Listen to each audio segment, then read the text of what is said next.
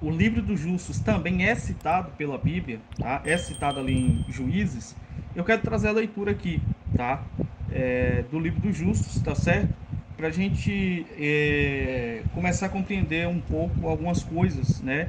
E também passar para vocês que eu acredito que o livro dos justos é um livro que sim, ele pode estar aí auxiliando vocês na leitura da Bíblia. Bom, é um livro fidedigno, né? Na realidade, é um livro que não foi escrito exatamente, não foi escrito por Moisés, mas foi escrito pelos anciões do povo, tá? É, após Moisés morrer. Então é um resumo de tudo, tá certo? É um resumo de tudo da história ali dos hebreus, escrito por homens sábios, né? Da época acerca dos acontecidos. Então, é interessante a gente fazer a leitura, tá? O livro dos Justos, ele tem um caráter mais histórico do que espiritual, tá? Pouquíssima coisa espiritual. Semelhante ao Antigo Testamento, ou seja, é contando ali a trajetória da criação do homem, dos primeiros homens, tá bom? Então, eu espero que a leitura seja proveitosa. Não vou ler todo, tá? Eu só vou ler alguns capítulos aqui, tá certo? E depois a gente retoma o livro de Enoque. Quando eu terminar o livro de Enoque, aí eu volto aqui pro livro dos justos, tá bom? É só pra gente pegar aqui o princípio da criação que tá no livro dos justos, tá?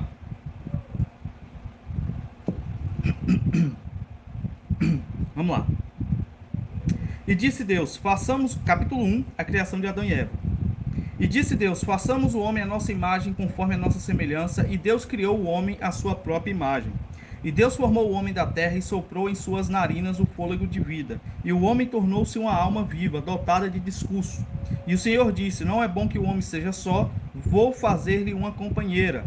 E o Senhor fez cair um profundo sono sobre Adão, e ele dormia, e ele tirou uma das suas costelas, e ele construiu carne sobre ela, e formou-a e trouxe para Adão. E Adão acordou do seu sono, e eis que uma mulher estava em pé diante dele. E ele disse, este é um osso dos meus ossos, e se chamará mulher, porque foi tomada do homem. E Adão a chamou de Eva, porque ela era a mãe de todos os viventes. E Deus abençoou e chamou seus nomes Adão e Eva, no dia em que ele os criou, e o Senhor Deus disse, sede fecundos e multiplicai, e enchei a terra. E o Senhor Deus tomou o homem e sua mulher, e ele os colocou no jardim do Éden, para cuidar deles e mantê-los. Ele mandou-os e disse-lhes, de toda árvore do jardim comerás, mas da árvore do conhecimento do bem e do mal não comerás, porque no dia em que vocês dela comerem, certamente morrerão. Então você vê que o livro aqui ele já não se preocupa muito nos detalhes da criação. Ele está contando a história dos homens, principalmente se você for analisar os justos, ele vai contar a história daquelas pessoas mais importantes dentro da genealogia de Cristo. É bem interessante isso. Não foi premeditado porque o livro é tão antigo quanto o Antigo Testamento, tá? Mas o Gênesis foca de forma geral na criação. O livro dos justos ele vai focar em figuras históricas ali para o povo hebreu, tá? Que vai chegar obviamente até Cristo. Não que o livro vai chegar e compreenda essas pessoas de importância na história dos hebreus, tá bom? Vamos lá. E as, beleza, eu li até a parte da árvore, esposa, vamos lá. Certamente, vamos lá. E o Senhor Deus tomou o homem e a sua mulher, e ele os colocou no jardim do Éden para cuidar deles e mantê-los. E ele mandou e disse: de toda a árvore do jardim comerás, mas da árvore do conhecimento do bem e do mal não comerás, porque no dia que vocês dela comerem, certamente morrerão. Tiago, precisa ser mais claro do que isso aqui? Porque tá a mesma coisa que a gente está lendo em Gênesis. Se vocês comerem da árvore, se a árvore, se o suposto fruto do pecado foi o sexo entre a serpente e Eva, como alguns dizem, para que Deus mostrou uma árvore? Deus poderia ter dito, ó, não converse com a serpente, porque Eva, se você fizer sexo com a serpente, vocês morrerão, conhecerão o pecado. Você vê que para construir uma teoria diabólica dessa, você tem que ignorar a própria Bíblia? Mas Deus está dizendo, ó, essa árvore aqui, ó, não comam. Falou com Adão e com Eva, não comam. E se o pecado de Eva foi ter se deitado com a serpente, Adão também comeu do fruto. Ou veja a aberração que é isso. Ou seja, Adão também se deitou com a serpente. Meu Deus do céu, que bizarro. Esse povo ainda diz ter temor à palavra de Deus, né?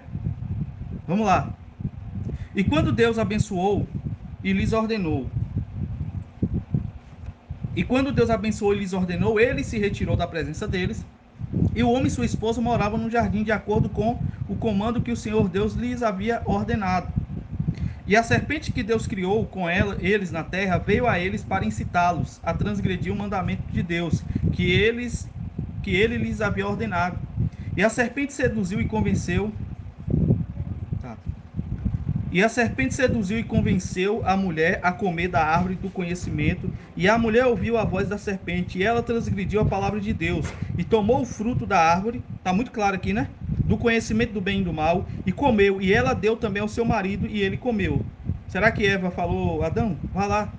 Desculpa, é até pesado falar isso aqui, mas vamos lá. Transe com a serpente. Será que foi isso? É isso que querem fazer com que as pessoas acreditem, que é as entrelinhas da palavra de Deus? Misericórdia.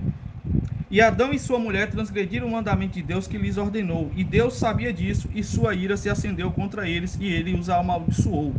E Deus os expulsou daquele dia do jardim do Éden para lavrar a terra de que foram tomados. E foram e habitaram no leste do jardim do Éden. E Adão conheceu sua esposa Eva. A Bíblia não fica fazendo cerimônia para dizer o que foi sexo e não, né? Aqui, ó. E Adão conheceu sua esposa Eva, e ela teve 2 filhos e 3 filhas, que são os primeiros filhos, tá? A Bíblia foca muito nos homens lá, mas aqui ele já está dando os detalhes a mais. E ele chamou o nome da primeira filha, do primeiro filho, Caim, dizendo: obtive um homem do Senhor. Poderia ter botado: obtive da serpente um homem, né?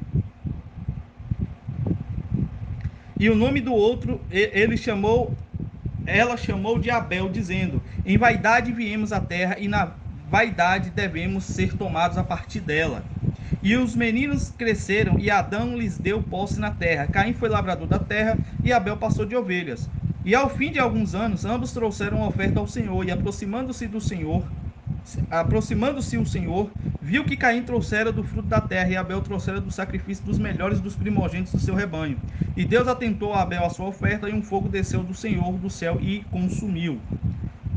Veja bem, o Senhor atenta para o coração do homem, não para a sua oferta em particular. Então Deus viu que Caim trouxe o que ele produziu, mas não foi do melhor.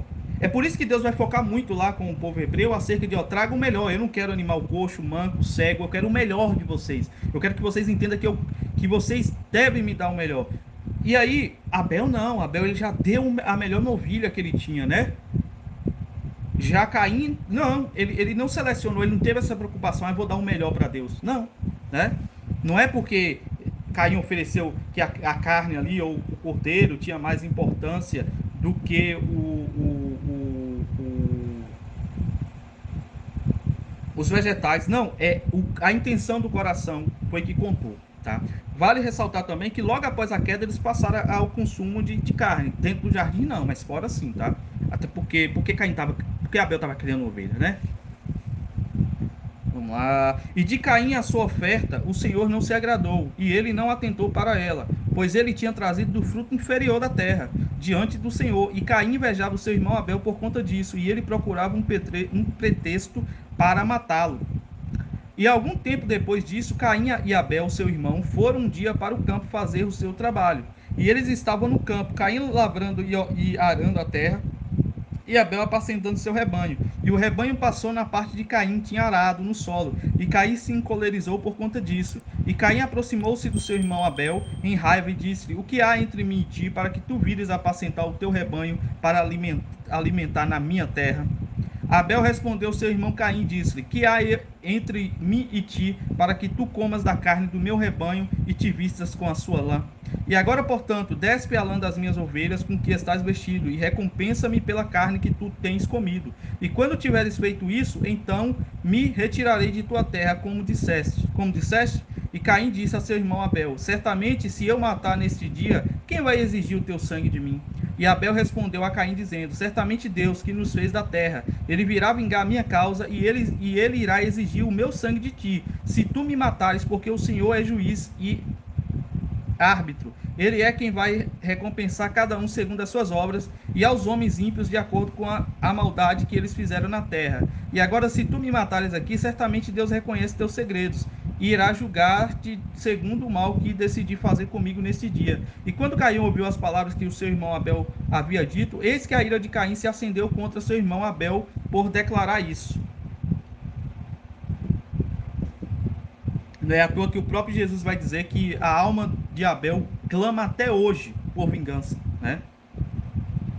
E Caim, apresentando-se, levantou-se e tomou a parte de ferro do seu instrumento de lavoura, feriu seu irmão e o matou. E Caim derramou o sangue do seu irmão Abel sobre a terra, e o sangue de Abel caiu sobre a terra diante de seu rebanho. E em seguida Caim se arrependeu de ter matado seu irmão, e ele foi e chorou amargamente sobre ele. E Caim levantou-se e cavou um buraco no campo, em que ele colocou o corpo de seu irmão, e ele o fechou. E o Senhor sabia o que Caim tinha feito a seu irmão, e apareceu a Caim e disse: Onde está Abel, teu irmão, que estava contigo? E Caim mentiu e disse: Eu não sei, eu sou o guarda do meu irmão? E o Senhor lhe disse: Que fizeste? A voz do sangue do teu irmão clama a mim desde a terra onde o mataste. Pois tu mataste teu irmão, e apressas-te a esconderes, e nem ponderas-te em teu coração, se eu não o veria. Mas por isso e por teres. Em lógica do ser humano, né?